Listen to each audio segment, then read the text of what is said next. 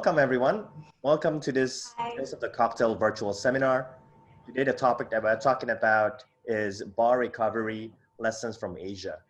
My name is Indra Kantono. I am the co-owner of Jigger Pony here in Singapore. And I'm joined today with four really esteemed panel who are all bar owners and operators of some of the best bars across Asia. First of all, I want to thank Stranger & Sons for sponsoring this panel. Let's go to our panelists and ask them to introduce themselves. First, we have Ms. Bannie Kang. Bannie, you want to introduce yourself?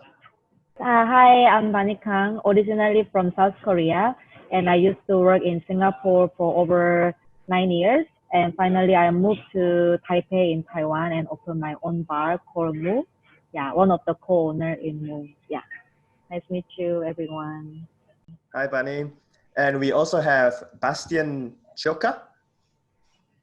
Hi, everyone. Hello. I'm Bastien. I'm originally from Switzerland. I've been living in China for a bit more than 5 years now. I opened Hope and Summit together with Andrew, Marcia, and Emoti. That was our fourth bar 4 years ago, and then now we run like 3 bars in the south of China. Great, welcome, Bastien. And next we have Debby Tang.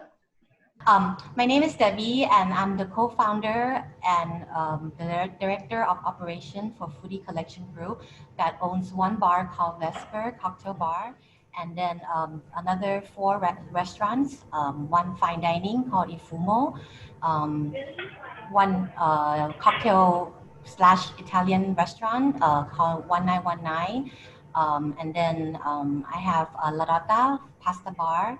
And then I have another one called 8020. It's a fine dining Thai restaurant. Great, welcome, Debby. And last but not least, of course, we have Jay Khan from Hong Kong. Jay? Hi guys, how are you? Thank you, Indra, for having us. I'm Jay. I'm the co-founder of Agave Forward Cocktail Bar called Koa here in Hong Kong. Thanks for having me. All right, so today we'll be discussing about the crisis that we are all facing, the COVID-19 pandemic crisis.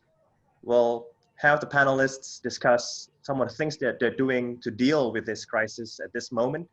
As we all know, in Asia, things are starting to begin to recover, although that is by no means consistent across every country here. Here we have different markets from Taipei, Bangkok, Guangzhou, and Hong Kong, as well as Singapore, where I'm based. And we'll also talk about some of the reopening that we have done and what they're looking, how they're future-proofing the businesses. And finally, looking ahead to what everybody is calling the new normal, what some of the opportunities that may present itself in the future. Let's start with the first question, going to you, Jay, if I may. Hong Kong has been dealing with this crisis for more than a year now, starting with the political protests, and then of course, multiple waves of COVID-19 pandemic. I believe you are right now at this moment on a lockdown, on a second or third wave in Hong Kong. How do you handle that, wave after wave? How do you take all that in stride, Jay? Right, so it actually started in Hong Kong around last year, June, when the government announced the extradition bill. She proposed the extradition bill, and things got worse from there. And then we had some triad members actually attacking some protesters and civilians. That was around July, and it got really bad from there. That was because the lack of action from the police and so on. And then we had news about police brutality. So things got really worse from July and onwards, and that really affected everyone, not just the bars, but everyone's life here in Hong Kong. Things got a bit better around December, and then January, we had the first coronavirus case, which I believe is the first case outside of mainland China. It was probably a case or two a day. It wasn't serious until I think around March. It got worse, and then we were asked to close temporarily from April. And then we were closed for about 5 weeks, and then we reopened, and then now we're closed again for like a month since July, a month and a half around now since July. So it's been a roller coaster ride for everyone here in Hong Kong. It's been up and down. But yeah, at the moment, all the bars are closed. Restaurants are still open, but only until 6 p.m. After that, the restaurants are allowed to do takeaway, but bars, we are 100% closed, so we're not allowed to do anything. Okay. So what is your strategy right now in dealing with this second wave of lockdown with you and your team? So I think we are lucky we have a restaurant license. So with the bar license, we also have a restaurant license. So we're allowed to, make takeaway cocktails, for example.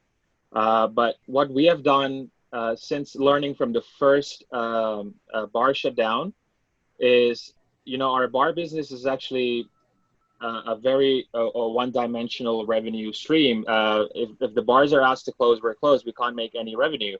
So we thought of why not start a online shop? So that way it's much more easier for the guest to access what we have to offer. Previously, we were doing based on phone calls and WhatsApp messages, but I thought that wasn't very efficient. Now we have an online website set up where our guests can go online and basically order whatever they want. So we can do that because we have a full restaurant license, because there's no restriction on whether you can't do alcohol. They just said if you are a bar, you're supposed to be closed. But if you have a restaurant license, you can open and run your business. But of course, there are restrictions. So right now we're closed for operation 100%. Although we can be open until let's say 6 p.m. We're still looking into that, whether it's it's okay to do. But at the moment, we're doing takeaway cocktails. Okay, it's great to hear that you can pivot, and the online website sounds like an interesting one. I'll come back to you, Jay, on some of the reopenings and lessons from the reopening. But I want to go to Debby in Hong Kong. In Bangkok. Debby, you own a number of concepts across bars, restaurants, fine dining, casual dining, and surely it's quite a big team that all have to go through this pandemic together.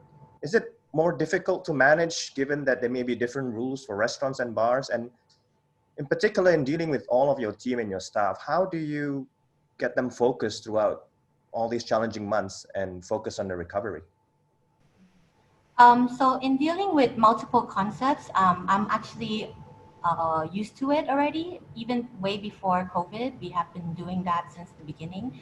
But in terms of the big team and managing the multiple outlets, it was quite difficult because of the high overhead costs. So we need to manage it quite well because for bar, we have to close for 3 months. And for restaurants, we also close for a month or month and a half or 2. So it was quite stressful for us. And the way I deal with it is that I know that although our company is stressed, but our staff is also stressed as well because we go together. So what we do is that me and my husband, my co-founder as well, we want to keep transparency, like complete transparency, to let our management team and our staff know what's happening, especially what is the situation right now, and also what is our goal, so we can get focused together and survive together in the long run. So and what was the reaction from the team on this transparency? I mean, do you show them, when you say transparency, do you show them your profit and loss statement? Yes. So on the 18th of March, our bar was closed. And on the 21st of March, the government announced that the next day we need to close all our restaurants. So we kind of asked everybody, it's on a Sunday. So we asked all the management team, can we please have a quick meeting? It's important. And once we went into the meeting, my first thing, my husband and I, we say, look, this is the situation, what we have to do. And we tell them, here's our bank statements of each outlet, what we are at this moment. And then we also tell them that we have two goals. The first one, we do not want to fire anyone. We don't want to lay out anyone or decrease anybody's salary. And two, the company has to survive first. If the company survive, I believe that the employees will survive as well. And number one shouldn't interfere with number two. So we need to find this common goal together and then try to see what we can do and the steps we should do to survive together. Wow, that's amazing. Bannie, over to you in Taipei. You won the biggest bartending competition in the world last year in the Diageo World Class. And then a few months later, you decided to leave Singapore and move all the way to Taipei to open a brand new cocktail bar, your very first own cocktail bar called Moo. What is it like to open in a global pandemic? I couldn't have been in the plans, but tell us what it's like to open a bar. When was that? Back in February, was that? Soft launch was February. But it's very tough decision for me to leave Singapore and move to Taipei. The first is because the language barrier and the culture is very different. We planning to talk about Moo project was since early 2019. So our construction worker all start was 2019 on October. So it's very hard for us to start on because of the COVID-19. And then when we just opened was February, so already the virus was start, I believe, end of December slowly, right, from China. So yeah, it's too late for us to start. And what we can do is follow the government instruction. So we check all the customer temperature, and we also did some distance. So we will arrange the tables and chair for the customer. And then also we arrange some mask protector kind of thing. Yes. Okay. Well, Taipei, compared to most of the world, has handled the pandemic much better. And I believe there was no official lockdown that happened in Taipei. Because of that, was your bar able to continue operating, throughout the opening stages? Did you have to delay some of the opening stages, or was it all on track? Everything is on time. Yeah. So we was not planning, we was not plan COVID-19 will come to when we open this time. So everything was too late. So we just move on. Yeah. Wow. But it's very lucky that government control very well. We just follow their instruction. Yeah. Interesting. And how has the bar been received? Was it meeting your expectations? And are people in Taipei in the mood to welcome a new bar into the city? How was the reception to the open? When we do soft launch, actually quite success, and many customers came over to the bar. But of course, when the virus getting more serious, everyone was so nervous. But yeah, because for us, when we just open the bar, so we don't know how does it work before open, and we don't know how does it work before the virus and after virus. So we don't really fear,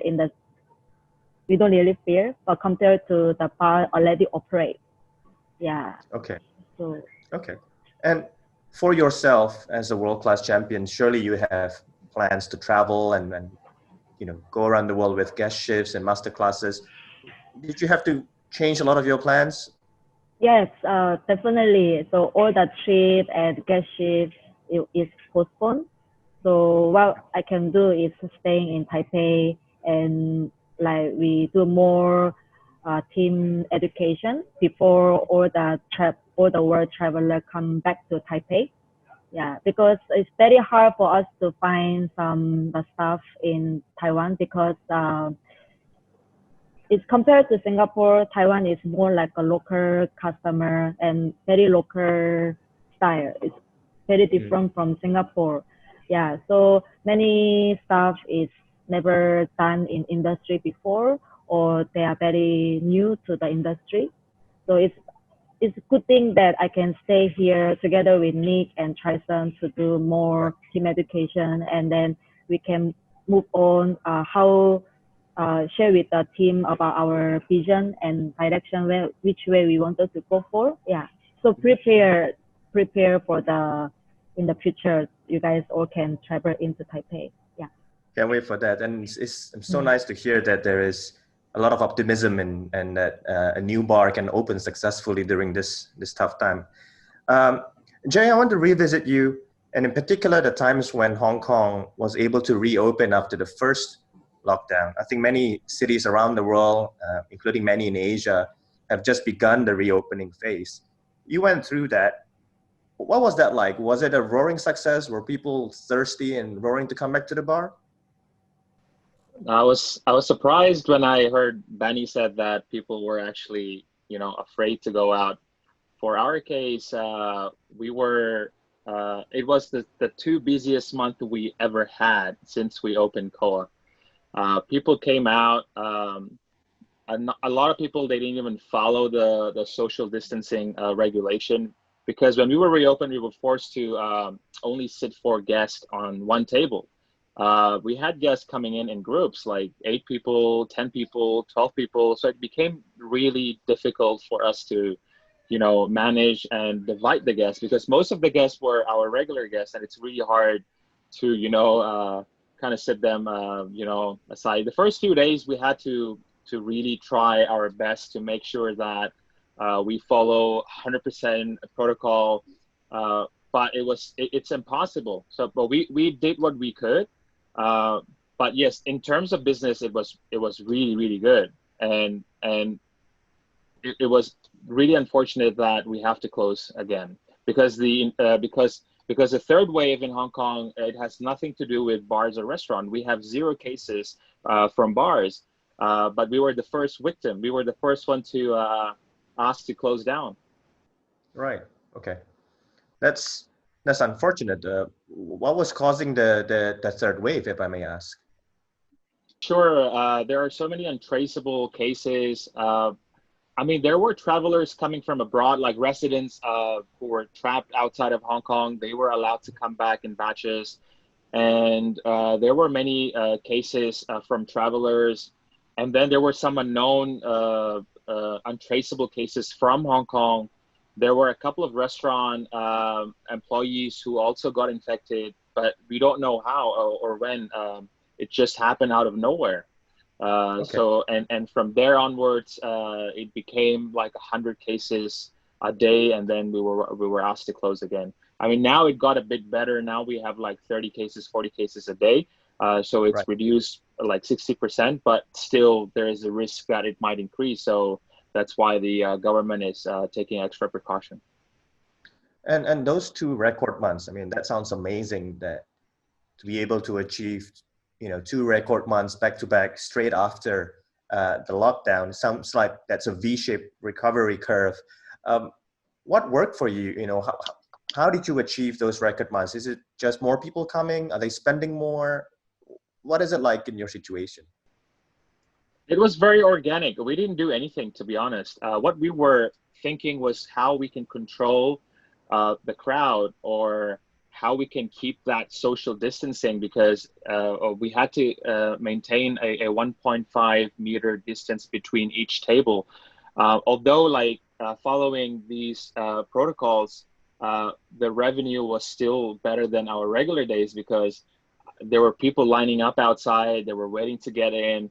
So the turnover was amazing. So we tried our best to do as much as we can. We don't even have to think about how we can do better, because if the business is running, if the business is good, there's nothing to think about. Everything was going smooth, everything was good. The only concern was how can we make sure that the guests would understand, for example, if they come in groups for 4 people, more than 4 people, how can we still entertain them, because we don't want to reject anybody. So that was the biggest concern we had. Right. Yeah, we have a similar situation here, if I can share, in Singapore. We've been reopened now for about 2 months, and we see the same thing, that people are coming out confidently into restaurants and bars, and especially in our restaurants and our restaurant. We have one restaurant called Cafe Fernet that has a lot of outdoor seating. That seems to be really popular as well, as people feel comfortable doing that. Now that you're back in lockdown, and in a way, I guess, waiting or in anticipating the reopening again in Hong Kong, would you do things differently, or were there any lessons that you would change regarding how you manage the crowd, or any tweaks to your menu, anything like that? I think because we were completely caught off guard, we didn't know that there will be a third wave coming, because we were enjoying the 2 months we had. If I can turn back time now, I probably would have start thinking how we can prepare for the next wave and how we could, still run as a business. But yeah, everything happened so quickly, and there were no time for us to plan ahead. So if I could have done something, I would probably, came up with something way before the third wave. But now we're into this, and we're doing whatever we can to kind of stay afloat. We're doing this online business. It's unpredictable. Sometimes it's good, sometimes it's slow, but at least it's better than nothing. Now, hopefully the government will provide some additional subsidy for the bars, so to make sure, or else I'm sure there will be a ton of bars they're going to close if there is no support.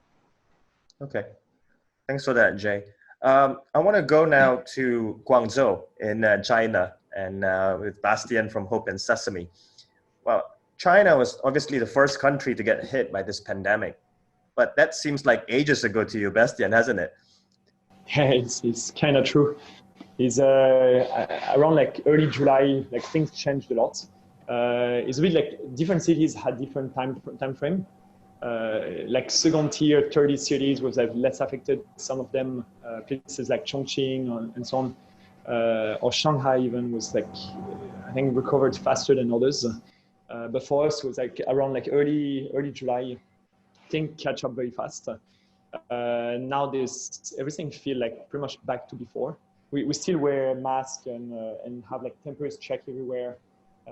But guest ships are back. I just came back yesterday night from Shanghai. There's a really big event called Whiskey L, where it was actually almost scary. It was like 10,000 people a day. Did you say 10,000 people a day? Yeah, it was a big event in Shanghai. So it was a bit mind blowing when you've been, like kind of like being very cautious for the past like months and months, and now you just feel everything is packed. It kind of have a feeling of like everything's very fragile, but then also like I think in China people think it's like things are under control for now. So it's a little bit of a strange time, but the situation is like back very strong.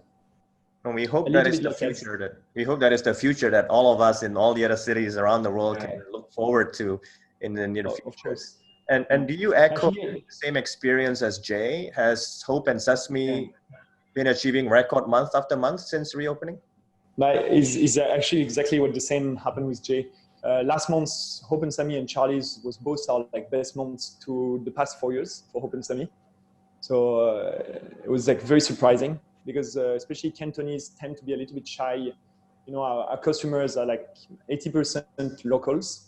In general, people from the south, from Guangzhou, tend to be a little bit more reserved, a bit more like careful than maybe in the north and so on. But the business has been like really, really busy. The thing is like in China right now, anyone who come in have to go for a very strict quarantine of like 14 days. And the quarantine is like in a designated hotel. It's not at your house. You cannot do whatever you want. So I think because it's so strict, it gives that a little bit more relaxed attitude toward people. Okay, that is amazing to hear. And for you, not only have Hope and Sesame recovered, but you've opened a new bar, Sanyo. Is that correct? Yeah, exactly. It was actually during like end of March when everything was like pretty much dead, like standstill, like nothing was moving or open, or nobody was on the streets. We actually signed up to rent to open a bar in Guangzhou, Sanyo, which opened a month ago. It's like a very like, modern cocktail bar focused on baijiu. It's a very special place because the whole company opened a big restaurant that have around like 10 to 15,000 people per day. So I don't know if you can imagine, but it's a crazy place. There's a lot of people. It's all domestic, but it's a very busy environment. And then we're opening next month Open Semi in Shenzhen. So it's been a intense time. Wow, that is amazing. That is definitely, hopefully we will all be in that situation. So is it all just glass half empty or half full for you? You know, are you just looking nothing but bright opportunities, or, you know, do you have any lingering sense that you're going to be careful in case this thing comes back? No. Of course, because we're a very small group. We're not like, we don't have like a lot of like investors and so on. Andrew and I, we started Open Semi from not much.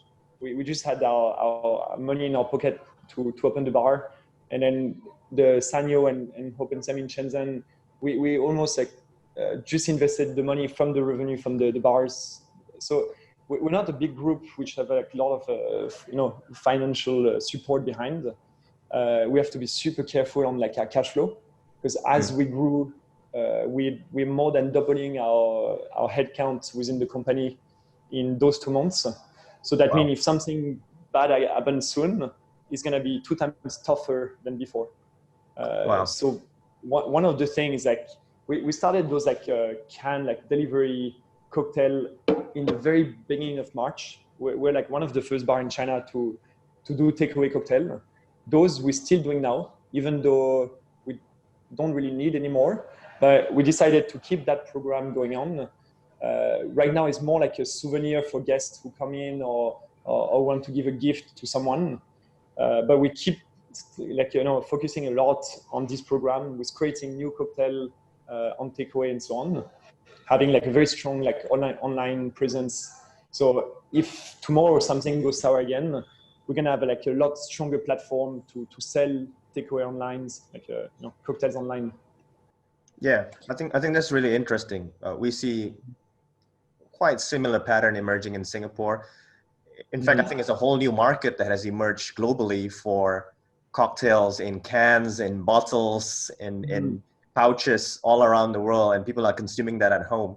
I think that's quite exciting, and that could be a whole new horizon that opens up. Would you say that? Yeah, no, it's very true, and then it's something that hopefully, if we can educate consumers to have like a couple of cocktails in the fridge, it will become something very normal, like the way you'd have a bottle of wine or a couple of beer. And for us, it's also like a way to reach more customers toward within the country, because we can ship China-wide. So now there's like people and bartenders from different cities, from different country, from different part of the country, that are ordering our takeaway cocktail because they want to try our drinks. So I think it's something very important to continue pushing. It's not like something that will work on its own. You need a lot of marketing effort. You need the team to promote, to share the word, and to keep customers excited about it. But I think if bars do it right, it might be 20-30% revenue in the future for any bars. Okay. To give you a ballpark, we sold a little bit more than 5,000 cocktails on takeaway since early March. Okay. So it's been good for, not amazing, but it's definitely been something very important to our cash flow. Yeah, something definitely. I mean, cash is king during this time, and it's nice that you mentioned just now how important it is to keep all these sources of revenue, given the headcount and the growth of your company.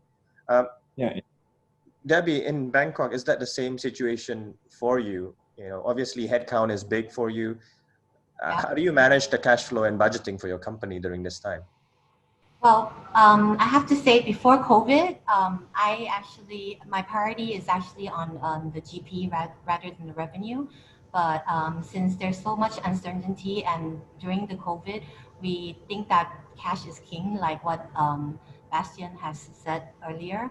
Cash is really the king, and we need to get as much cash flow as we can to survive. So because of my headcount as well, I have a lot of staffs as well and a lot of payments to do. We need to find ways to try to gain cash flow as much as possible. So what we do is even before we closed the restaurant, we started introducing vouchers that you can pay now and then use later. So if the guests buy these vouchers, you can get between 10%, 10 to 30% discount. And that came really well. And a lot of our loyal customers and even suppliers, even a lot of friends and guests bought a lot of vouchers. So that was a good thing. When we closed the restaurant, we also sold a lot of inventory at the bar. So all the alcohols that we have at the bar, we had like a market, open market, just to sell off some of the inventory, just to keep some cash. And during the closing of the restaurant, we also do a lot of deliveries. So every restaurant, even including fine dining, we have to like adapt. So the fine dining, we will try to adapt to like a more comfort food for guests. So that also helps us contribute some revenues into our company.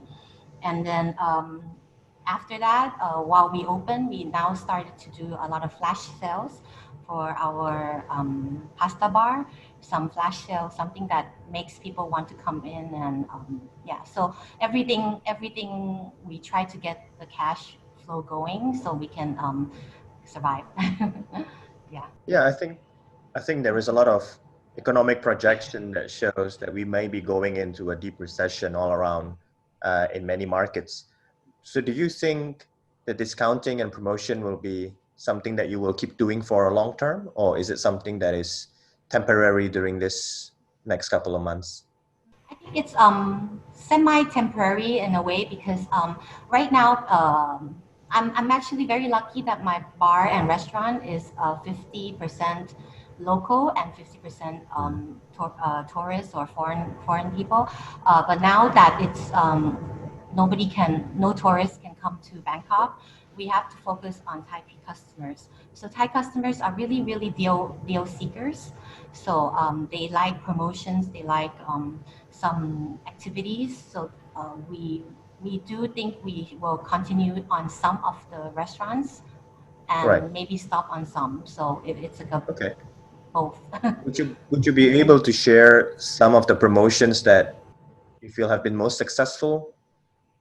I think the vouchers is the most successful out of all because it is a good deal. Some people, it also keeps them as a loyal customer as well, like customer retention. So they can use in the bars, restaurants, everything. So they're very loyal to our group in the future, and it lasts 1 year. So I think that's something that's very good. And some promotions that I think of is flash sales in my pasta bar. So it's a more homey comfort pasta bar restaurant. So they like flash deals, and it keeps people coming and getting interested in our place. Right. Okay. Bannie, I think it's the statistics that Debby shared that her bar is 50% local and 50% tourists. What is that like in Taipei? Do you get more, well, maybe not now because of the restriction on travel, but typically for bars in Taipei, is it more of a tourism market or is it more of a domestic market over there? It's more domestic market, yeah, more local, yeah, people. Right, and you came from Singapore where you work in Antidote, which is at the Fairmont Hotel in Singapore. So that's probably going to be a little bit more tourist centric. And is that a big difference in running a bar that is focused on a domestic market like you do now at Moo? Personally, my opinion is quite different. Here is more local people, but it's quite lucky because many people was interested with me, Nick, and Trison because before we opened the Moo, Trison and I came to fly a few times in Taipei to do some guest shift. So more awareness before we open. So some customer is already know about us. So it's lucky that we do some before we open. We come to Taipei to do some kind of homework. And also, one of our co-owner, Nick, is already very famous bartender in Taipei. So many people is curious and wonder about what we are doing here. And just like what we also do similar to Debby. So our restaurant is more like a refined tapas restaurant. So people might feel a bit more heavier and more serious dining plate. But what we do is at Monday night, we did because Trison is my husband. So he's come from Singapore and me myself also come from Singapore. So we try to do some Singapore local food and local drinks. So people is more curious and they feel, oh, Amu we thought it's more serious dining area, but we can do some Singapore local food, comfort food. So they feel more relaxed and they did enjoy. So we try to create more unique events. So now what we are doing on Monday is movie night. So people can move and they watch movie. They can have a great food and great drink. Yeah, so we create a bit more different from other bars. And also we are lucky that Trison is chef and I'm bartender, as Nick also said. So we believe that food and drink cannot be separate, right? When you go to bar, you want to have some finger food. Like when you go to restaurant, when you dine, you want to have some drink like wine or cocktail. So we try to create some food pairing events. So I think people feel more interesting. Yeah. So this place we have one space has two different concepts. So bar is kind of speak easy bar. So they don't when they come to dining, they don't know that there's actually like a bar because there's two different music and two different concepts. So when they realize there's bar, oh, they wanna hang out in the bar area. So it's consider we are quite lucky. So we try to keep it more positive like environment. So people share with their friends. So they keep continue customers come back. Yeah. Right.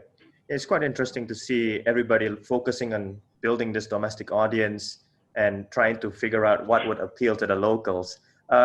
Jay, back to you in Hong Kong. I think you had some collaborations around the bottled cocktail or canned cocktail, if I remember correctly.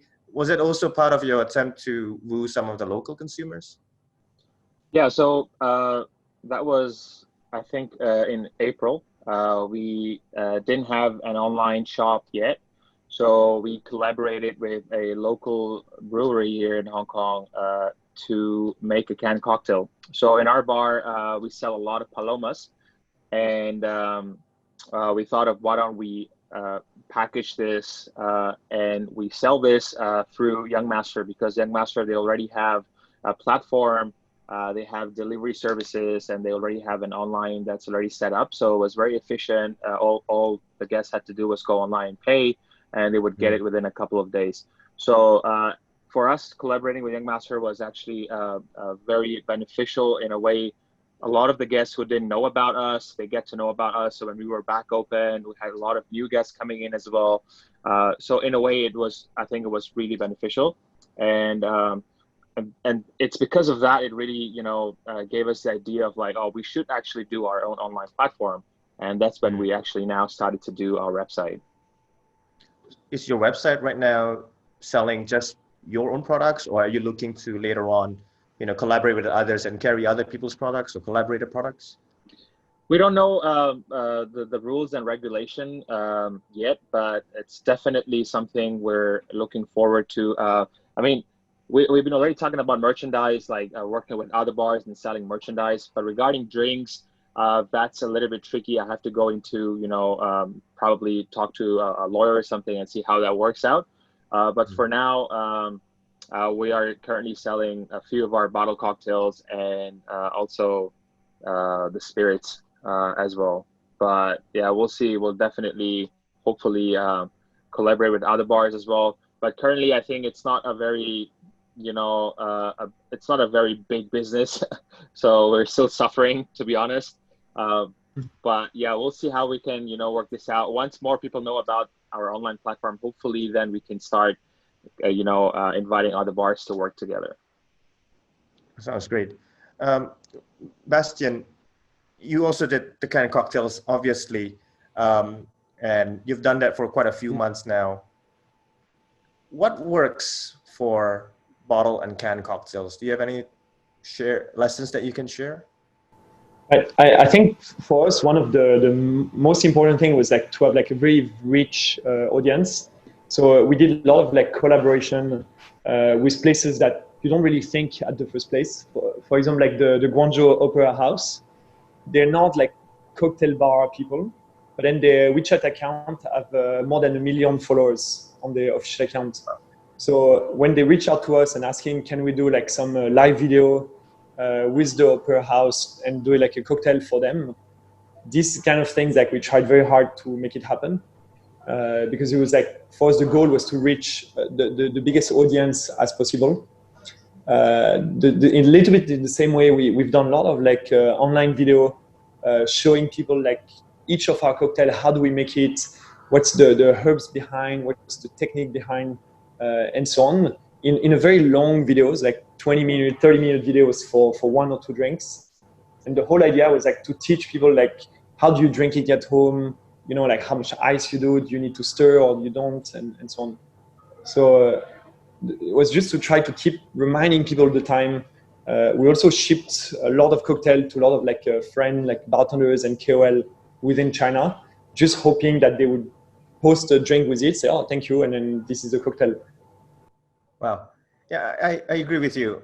We did a similar thing here in Singapore, where we also did a collaboration bottle here. One was we did Jigger Pony with Janice Wong, who is quite well-known pastry chef here in Singapore and around Asia. So we paired our bottle cocktail together with the chocolates, and we sell it both in her platform, her online platform, and our online platform. And I agree with you about that, reaching pockets of audiences. We are also, for the first time now, starting to work with chefs and trying to bridge the two world between the bar world and the restaurant world, and trying to do collaborations there around the bottle cocktail. So I think it's quite nice to see that the pandemic actually opened doors for more local collaborations than against it. Bastien, I know you just launched a new menu that is very interestingly called Hopeless, that is very community-centric on that front. Would you like to tell us more a little bit about that? Yeah, sure. Like a bit of background, in Hope and Sami, we changed our cocktail menu like entirely every about 4 to 5 months. And then we changed in the middle of the pandemic because that was our anniversary of Hope and Sami. That was our 4 years.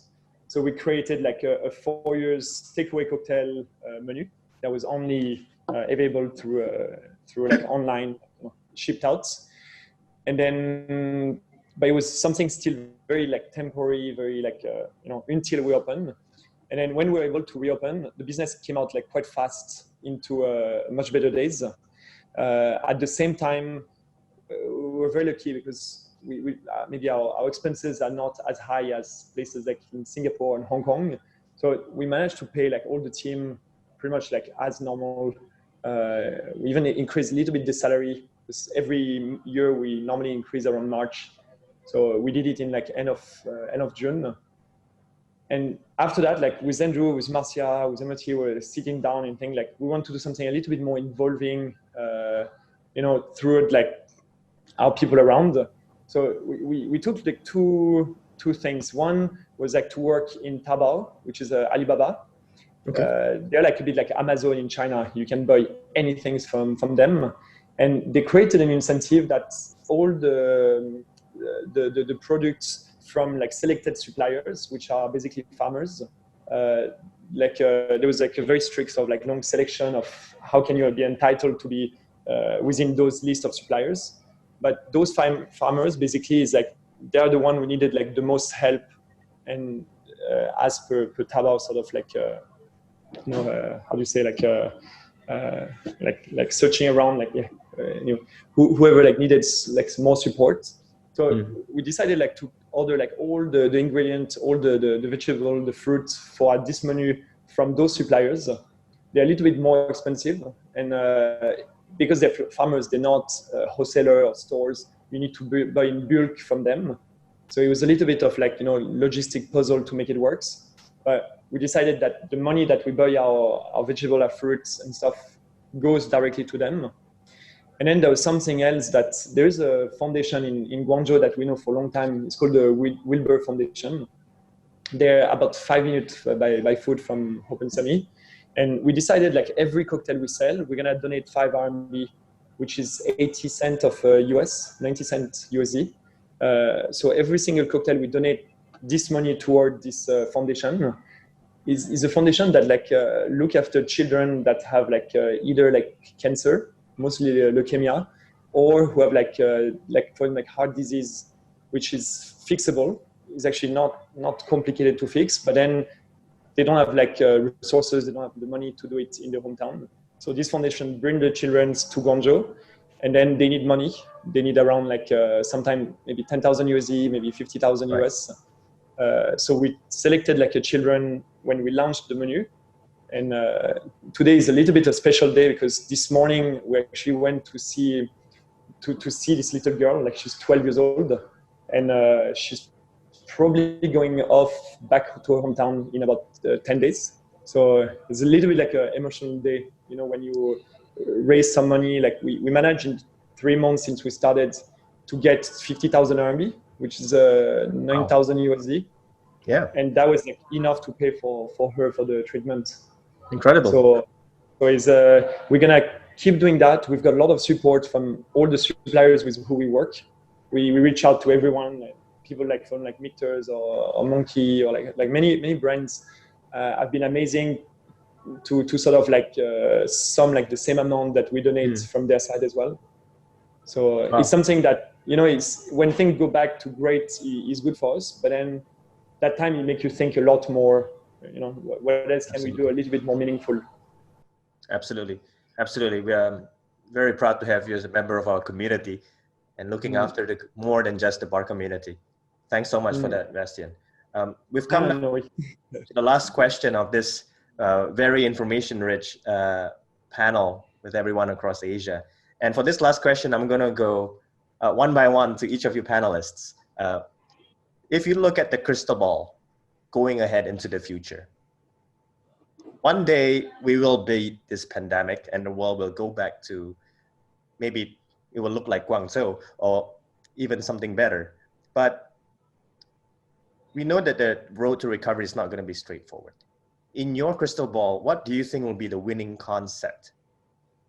Do you think you will see more bars, more fancy cocktail bars, more casual bars, or more restaurant bars? Or is it all, are we all going to be drinking at home and ordering online from Jay's website? So maybe I'll go around just from your own crystal ball. What do you see? Maybe I'll start with Debbie. I'll start with you. Okay. It's a hard question because there's so many uncertainties now. But I would think that it's not really particular a fine dining or a bistro or a bar or restaurant, but I think the winning concept should be something that is authenticity. What I meant about authenticity is because first is the product. What are you selling? It needs to be honest. It needs to be wholesome. It needs to be substantial. Something that can give warmth to the guests. Because I feel that everybody has gone through so many things, and in a few years, I think economy are still slowly recovering, and I feel that everybody who comes out would want to feel good, a warmth. And when they come to my restaurant or my bar, I want to give them some warmth, or whether it's in the food or some warmth, whether it's in the service. So I think that authenticity should be the winning concept. And the second one is the service. I would like to use Indra's caption, convivial hospitality. Convivial hospitality, yes. Yeah, I want to use your word, I borrow a little bit. So I feel that as a restaurateur, I started this business. I want to go back to why I started this business, why I'm doing this. I like to take care of customers. I like to meet new friends and guests. So I feel that also is an authenticity of who you are in the restaurant, and also you give them something that they need. So I think that's something that Great. I feel that authenticity is the winning concept. Great. How about you, Bannie? What do you see in your crystal ball?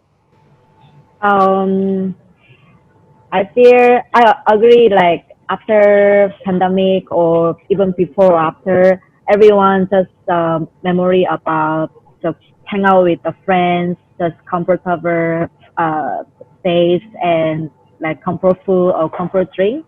So I think most important thing is your philosophy, what you want, and you believe, and you're sincere and humble. Uh, yeah, just give them the space, the comfort space, and just sincerely smile and humble. And I think, yeah, everyone will appreciate and enjoy and will come back. Yeah. For sure, for sure. And Bastien, what do you think? I think like there's a lot of like very on point things said. Sometimes like people say like, oh, what's the new norm and what's going to be different. I hope and I believe thing will go back to how people behave and things are. I don't think it's going to be like a lot different, but hopefully people will be a little bit more like connected between each other's, because during this pandemic, I didn't feel that close to a lot of people for a very long time. So hopefully that will stay, and then people will be a little bit more maybe careful from each other's, because this virus is all about like basically affecting every community from around the world. We have like something to, a part of responsibility, and we have to look after our guests and our staff. Yes. But I think hopefully it's going to come back like, how it was. Great. And over to you, Jay. What is in your crystal ball? I think it's not fair for me to be the last one because everybody said what I wanted to say. I actually believe I think what I miss the most, and and I think a lot of people probably have the same feeling, is it's the engagement that we had with our guests.